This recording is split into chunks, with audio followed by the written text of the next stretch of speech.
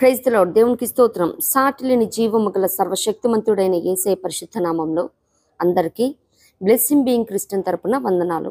మరి మన new year మెడిటేషన్స్లో భాగంగా ఈరోజు డే 23 సోమరితనం అనే మాట మీద ధ్యానిద్దాము.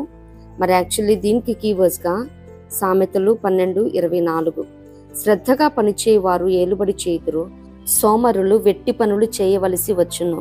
యాక్చువల్లీ నేటి దినాలలో ప్రతి ఒక్కరు కూడా చిన్న పిల్లల దగ్గర నుంచి పెద్దవాళ్ళ వరకు సోమరితనానికి అలవాటు పట్టుకోవటం మనం చూస్తూ ఉన్నాం.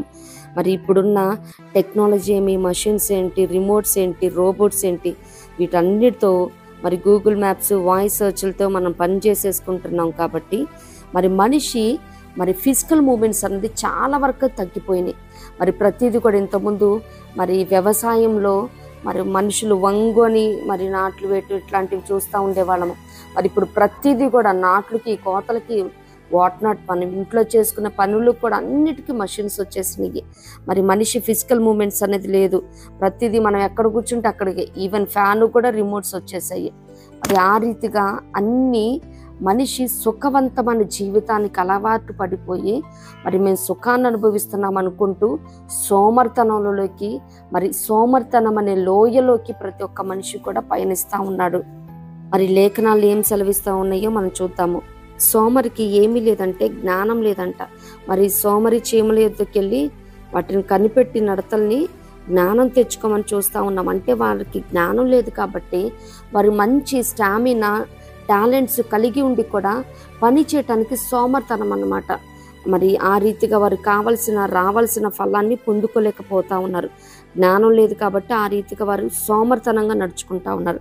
అంత మాత్రమే కాదు కానీ మరి సోమరి పరిస్థితి ఏంటంటే వారి మార్గము ముళ్ళ కంచె అంట. సోమరి మార్గము ముళ్ళ కంచె, యథార్థవంతుల త్రోవ రాజమార్గం.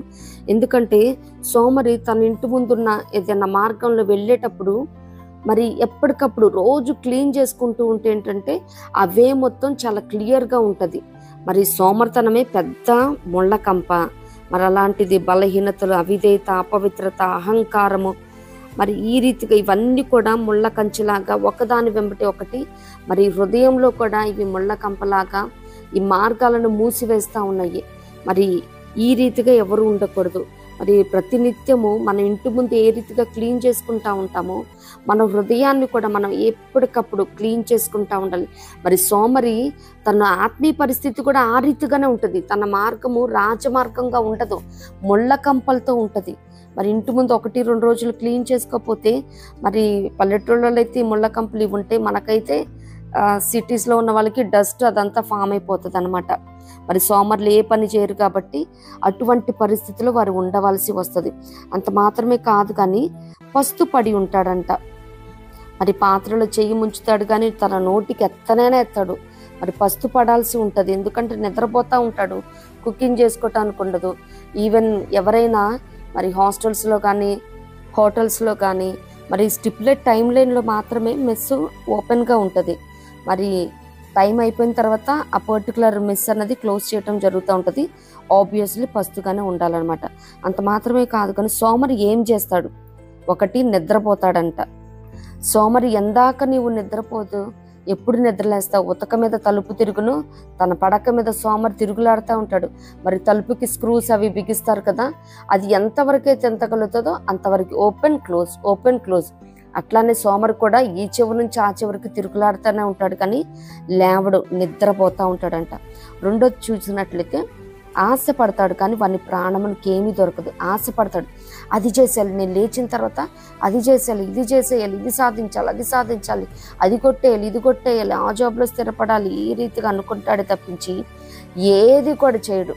పని చేస్తేనే కదా ఆశ మాత్రం ఉంటుంది, అంతఃపురంలో ఉండాలి, మరి అందలా లెక్కాలని. కానీ దాని ప్రాణానికి ఏమీ దొరకదు. ఏమన్నా పని చేస్తే దొరుకుతుంది. అంత మాత్రమే కాదు కానీ వేటాడతాడు కానీ దాన్ని పట్టుకొనడు. ఎందుకంటే చేసే పని కూడా రైట్ టైంలో, రైట్ వర్క్ రైట్ వేలో చేస్తే మరి ప్రతిఫలాన్ని చూస్తాడు. మరి చేసే పని పర్ఫెక్ట్గా చేయడు కాబట్టి వేటాడిన దాన్ని కూడా పట్టుకోవటానికి దాని ఫలాన్ని పొందుకోలేడనమాట. అంత మాత్రమే కాదు కానీ సోమరి సాకులు చెప్తాడంట. ఏదైనా పని చేయమంటే అమ్మో అక్కడ ఎక్స్పీరియన్స్ అడుగుతున్నారు, అక్కడ నైట్ డ్యూటీలు చేయాలి, అక్కడ తక్కువ శాలరీ ఇస్తారు, అక్కడ ఓటీలు ఉండవు, అక్కడ ఇన్సెంటివ్స్ ఉండవు, ఏదో ఒకటి సాకులు చెప్తానే ఉంటాడు. ఎందుకంటే సోమరి వీధిలో సింహం ఉన్నది నేను చంపబడుతుని అంటా ఉంటాడంట. వీధిలో సింహాలు ఉంటాయండి, అడవుల్లో ఉంటాయి. అంటే ఇటువంటి సాకులు చెప్తా పనిని తప్పించుకోవటానికి ఎస్కేప్ అవటానికి చూస్తూ ఉంటాడని అర్థం. అలాగే సోమరి ఏం చెయ్యడు. సోమరి తన పొలాన్ని దున్నడంట. విత్తులు వేయి కాలమున సోమరి దున్నడు, కోత కాలమున పంటను గురించి వాడు విచారించినప్పుడు వానికి ఏమీ లేకపోవును. ఇప్పుడు విత్తులు విత్తాలంటే భూమి మీద యాస్టీస్ ఉన్న ల్యాండ్ మీద ఎవరు విత్తారు కదండి. విత్తాలంటే ఫస్ట్ దున్నబడాలి, దున్నిన తర్వాత అది విత్తబడాలి, అప్పుడు మాత్రమే ఆ పంట చేతికి వస్తుంది అన్నమాట. చేయాల్సిన పని సక్రమంగా చెయ్యడు అని. దున్నటం అంటే చాలా హార్డ్ వర్క్ చేయటం. ఆ హార్డ్ వర్క్ చేయటానికి కూడా ఇష్టపడడు అనమాట సోమరి. అలాగే సెకండ్ వన్ చూసినట్లయితే పని చేయడంట. సోమరి వాని చేతులు పని చేయనొల్లవు. అసలు తనకి ఆ ఇంటెన్షనే ఉండదు, పని చేయాలన్న ఇంటెన్షన్ ఉండదు కాబట్టి తన బ్రెయిన్కి ఆ సిగ్నల్స్ వెళ్ళవు. ఇంకా చేతులు ఏంటంటే నిస్సత్తుగా అయిపోతాయి అనమాట. ఇంకా సోమరితనానికి నీరసత్వం, అలసట ఇవి యాడ్ అవ్వటం అన్నమాట. తను పని చేయటానికి ఇష్టపడడు, కష్టపడటానికి ఇష్టపడడు. మరి తనకి చివరిగా వచ్చే ప్రతిఫలం ఏంటంటే మరి మత్తయి సువార్త 25వ అధ్యాయంలో మనం చూస్తాం కదా.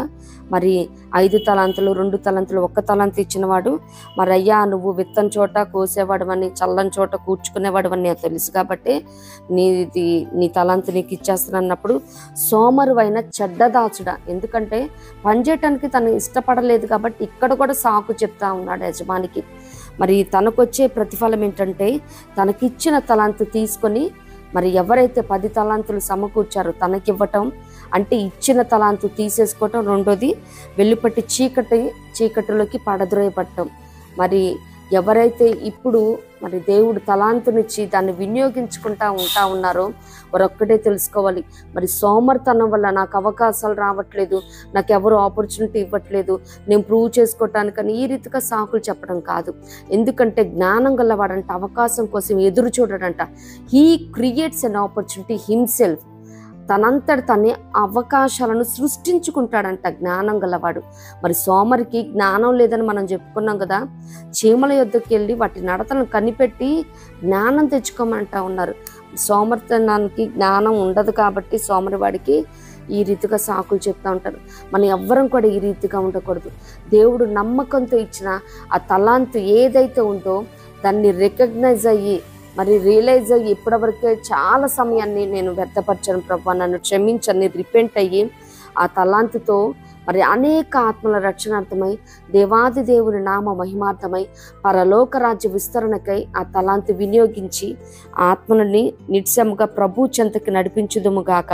అంత మాత్రమే కాదు, మరి సోమరి వాడంట వెట్టి పనులు చేయాలి, చాలా హార్డ్ వర్క్ చేయాల్సి వస్తుందంట. ఇప్పుడు చదువుకున్న వాళ్ళంటే చక్కగా సాఫ్ట్వేర్లు మరి ఈ రీతికి వెళ్ళిపోతారు. చాలా చక్కగా శ్రద్ధ గలవాడు ఏలుబడి చేస్తాడు. మేనేజర్స్గా లీడర్స్గా ఉంటారు. వాళ్ళు ఏం పని చేయరు, ఇలా చేయి అలా చేయని జస్ట్ డైరెక్షన్స్ ఇస్తారు. ఇప్పుడు ఇంజనీర్స్ ఉంటారండి, సివిల్ ఇంజనీర్స్, వాళ్ళు ఇలా చేయాలి అలా చేయాలని చెప్తారు. అదే సోమరుగా పని చేయటానికి మరి చదువుకోకుండా ఎవరైతే సోమరులుగా ఉన్నారో వారు వెట్టి పనులు చేయాలి. మరి మోటు పనులు, మొరటు పనులు, బండ పనులు చేయాల్సి వస్తుంది అనమాట. మరి అంత హార్డ్ పనులు చేయాల్సి వస్తుంది. మరి ఎవరైతే ఏలుబడి చేస్తూ ఉన్నారో వారు శ్రద్ధగా ఉన్నారు కాబట్టి, సోమరులుగా లేరు కాబట్టి మరి ఏలుబడి చేస్తూ ఉన్నారు. మనం కూడా సోమర్తనాన్ని వేడదాం, ఏలుబడి చేద్దాం. ఇటు కృప ప్రభు మనందరికి అనుగ్రహించును గాక. ప్రభు కృప మనందరికి తోడైండును గాక. ఆమేన్.